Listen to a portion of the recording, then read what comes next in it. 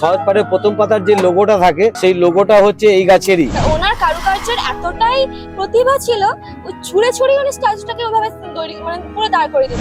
মানে যদি কেউ সায়েন্সে পড়তে চায় তো শিক্ষা ভবন তাদের জন্য একটা স্পেশাল জায়গা। এই যে বট গাছটা আছে, এই বট গাছটা দেখবে যে সহজপাঠের প্রথম পাতার যে লোগোটা থাকে সেই লোগোটা হচ্ছে এই গাছেরই। এবং এইখান থেকে রবি ঠাকুরের 4 লাইন কবিতা তুলেছিলেন, কুমোরপাড়া গরু গাড়ি বোঝাই করা কলসি হাঁড়ি, যে কবিতাটা এইখান থেকেই তোলা। এবং সহজপাঠের যে প্রথম পাতার যে লোগোটা বানিয়েছিলেন সেটা হচ্ছে নন্দলাল বসুর ছবি আঁকা। হ্যাঁ, এটা হচ্ছে বাংলাদেশ ভবন। এই আমার মা দিকে যেটা আছে এটা হচ্ছে বাংলাদেশ ভবন। এখন এটা কোভিডের পর থেকেই বন্ধ আছে, এখনো টোটাল শান্তিনিকেতন কোনোটাই খোলা নেই, একমাত্র মিউজিয়াম ছাড়া কোনোটাই ঢোকা যায় না এখন। এটা হচ্ছে ইউরোপিয়ান ডিপার্টমেন্ট, ইউরোপিয়ান ভাষায় পড়ানো হয়, বিদেশি ভাষায় পড়ানো হয়। এটার নাম হচ্ছে পদ্মা ভবন। হ্যাঁ, এখানে জিওগ্রাফি আর হিস্ট্রি পড়ানো হয়। এই ডান দিকেরটা হচ্ছে হ্যান্ডিক্রাফট মার্কেট, বাঁ দিকেরটা হচ্ছে শান্তিনিকেতনের কিছু জায়গা, কিন্তু এখান থেকে পুরোটাই শান্তিনিকেতন। এবং রাস্তাটা হচ্ছে রাজ্য সরকারের। এরপরে ছাড়িয়ে যখন যাব তখন ওইটা হবে ফার্স্ট গেট, ওটা হবে আশ্রম চত্বরের যে জায়গাগুলো, সেই জায়গাগুলো আবার শুরু হবে।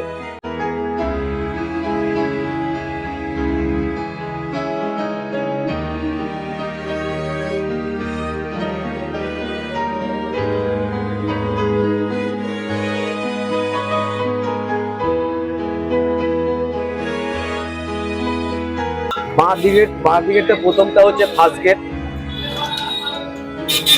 বাঁ দিকের যে ওই সাদা রঙের আলোটা জ্বলছে ওটা হচ্ছে প্রক্টর অফিস।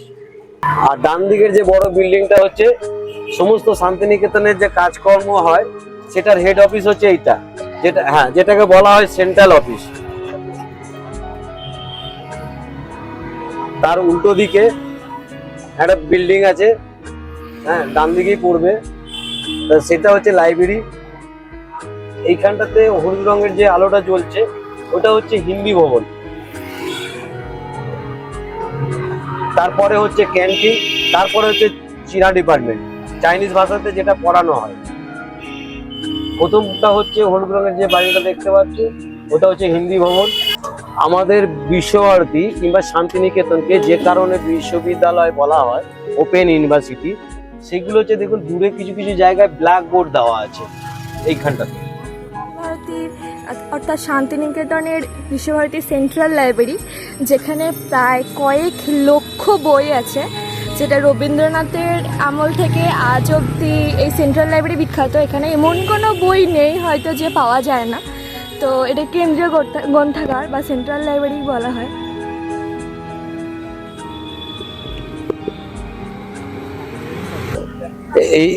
এই জায়গাটার নাম হচ্ছে দেহুলি বাড়ি, এটার নাম হচ্ছে আনন্দ পাঠশালা। এইখানটাতে 2 বছর ক্লাস করানো হয় বাচ্চাদের, 2 বছর, এবং এদের কোনো ড্রেস কোড নেই। যেটা গুরুকুলে গাছের তলাতে গুরুকুলের যে শিক্ষাটা, সেই শিক্ষাটাই কিন্তু শান্তিনিকেতনের মধ্যেই হয়, গাছের তলাতেই হয়। সামনে দেখুন, নেমে এসে দেখুন একটা করে বেদি করা আছে, ওখানে টিচাররা বসে। এই যে দেখছো, এই যে সামনের যে বেদিটা, এই বেদিটাতে টিচার বসে, নিচেরা ছাত্রছাত্রীরা বসে, এবং 2 বছর ক্লাস করানো হয়। এদের কোনো ড্রেস কোড নেই।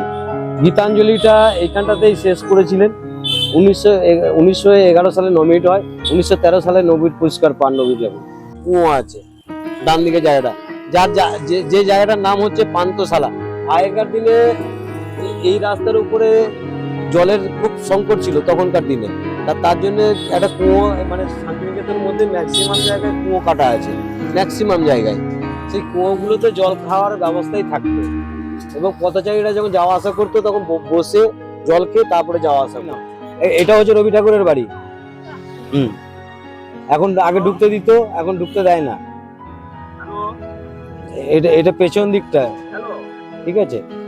এই সামনের বাড়িটা ও, এবং মাটির যে বাড়িটা থাকে সেই বাড়িটা কিন্তু এইটা এত দূর অব্দি আসতে দেবে না, ওই দিকে মিউজিয়াম দিয়ে ঢুকলে।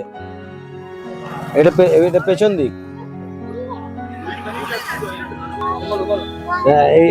এইখানটাতে একটা খড়ের চালের বাড়ি আছে, দুটো রুম আছে এবং একজন শিক্ষক থাকতো। এবং তখনকার দিনে রবি ঠাকুর একটা কবিতা তুলেছিলেন, হ্যাঁ, এক পায়ে দাঁড়িয়ে সব গাছ ছাড়িয়ে উঁকি মারে আকাশে, যে কবিতাটা, হ্যাঁ, সেই কবিতাগুলো এইখান থেকেই তোলা।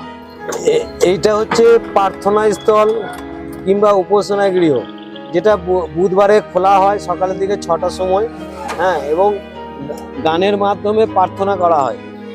এখানে কোনো শান্তিনিকেতনের মধ্যে কোথাও মূর্তি পুজো হয় না। এবং ওপরে যে টালিটা দেখা যায় ওইটা হচ্ছে ইটালিয়ান টালি, বেলজিয়াম কাঁচ দিয়ে তৈরি, লোহার খাঁচা দিয়ে। আর সাধারণত বিশেষ বিশেষ ওকেশনে কাজ মন্দিরটা খোলা থাকে। প্রতি বুধবার সাদা,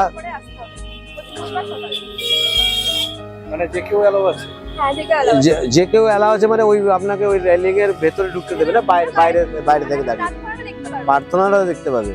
গান, তারপরে পাঠ হয়, সবাই সাদা জামা কাপড় পরে আসে, একজন আচার্য, একজন উপাচার্য, আর সামনে স্টুডেন্ট থাকে। আর সঙ্গীত ভবন যেটা আছে, সঙ্গীত ভবনের স্টুডেন্টরা গান করে, গানের মাধ্যমে প্রার্থনা করা হয়। প্রতি বুধবার হয়। এবং ড্রেসটা কিন্তু ওই সাদা শাড়ি, এবং একজন যদি স্টুডেন্ট হয় সাদা পায়জামা পাঞ্জাবি। এই জায়গাটার নাম হচ্ছে ছাতিমতলা। এবং ছোটখাটো বড় যে প্রোগ্রামগুলো হয়, মেলার মতো, দোলের মতো, সমস্ত প্রোগ্রামগুলো কিন্তু এখান থেকে শুরু হয়। এবং এই যে জায়গাটা ছাতিমতলা জায়গাটা আছে, এই জায়গাটা 1 টাকার বিনিময়ে 20 বিঘে জায়গাটা কিন্তু 1 টাকার বিনিময়ে কেনেন মহেশ্বর দেবেন্দ্রনাথ ঠাকুর। এবং রায়পুরে জমি রাজাদের কাছ থেকে এই জায়গাটা নেওয়া, এবং পাট করে 5 বিঘে করে এক একটা করে প্লট করা আছে।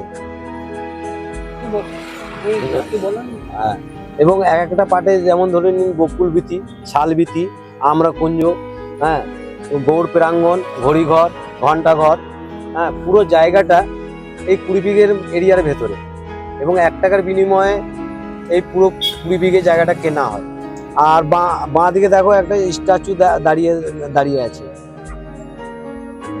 ওই যে সামনে, হ্যাঁ, ওই স্ট্যাচুটা হচ্ছে আপনার যে সারে গামার যে উচ্চারণটা উপর থেকে নিচে অবধি নামালে সেই লিফটটা যতটা উঠবে ততটাই লিফট করা আছে।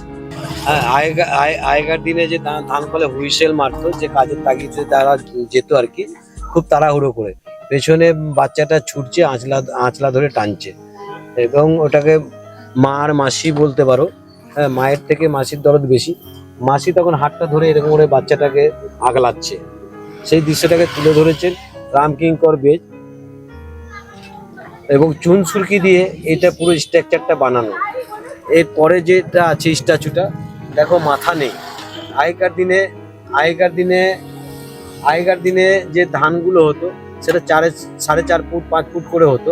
পেছন দিকে আঁটি ফেললে, হ্যাঁ, সেই আঁটিটা দেখা যেত না। একটা সাইডে এরকম করে আড়াল করলে অ্যাঙ্গেল তৈরি হয়। একটা পোলের পরে আর একটা পোল পুঁতলে ওর সামনে যদি দাঁড়ানো হয়, তার পরের যে পোলটা, সেই পোলটা দেখা যায় না। তো সেইভাবে অ্যাঙ্গেলটা তৈরি হয়ে মাথাটা দেখা যাচ্ছে না। নাহলে প্রচুর স্টুডেন্ট এসেছিল, পরে দরকার পড়লে মাথাটা বানিয়েও দিতে পারে। রামকিঙ্কর বেজে যে স্ট্যাচু যেগুলো দেখলো ওনার বানানো, তো ওখানকার স্ট্যাচুর একটা মূল বিষয়বস্তু হচ্ছে চুন সুরকি দিয়ে বানানো।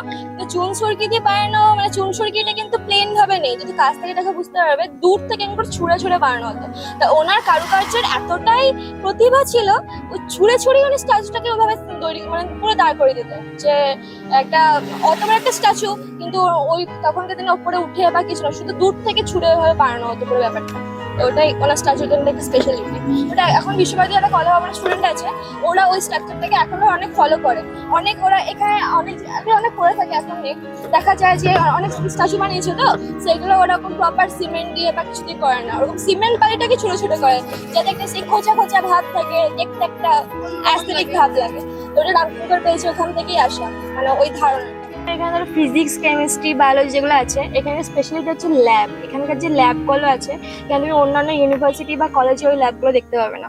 মানে এখানে এমন কেমিস্ট্রি ল্যাবে এখানে এমন কিছু কিছু কি বলবো সলিউশন আছে যেগুলো অন্য কোথাও এখানে গেলে পাওয়া যাবে না। এখানে সব মানে সবকিছুর ভান্ডার বলা যেতে পারে এখানে শিক্ষা ভবনটাকে। শিক্ষা ভবন এখানে সায়েন্সের জন্য একটা মানে যদি কেউ সায়েন্সে পড়তে চায় তো শিক্ষা ভবন তাদের জন্য একটা স্পেশাল জায়গা। আর শিক্ষা ভবন এখানে চান্স পাওয়া মানে অনেকগুলো ধাপে এক্সাম দিয়ে শিক্ষা ভবনের স্টুডেন্টরা এখানে চান্স পায়।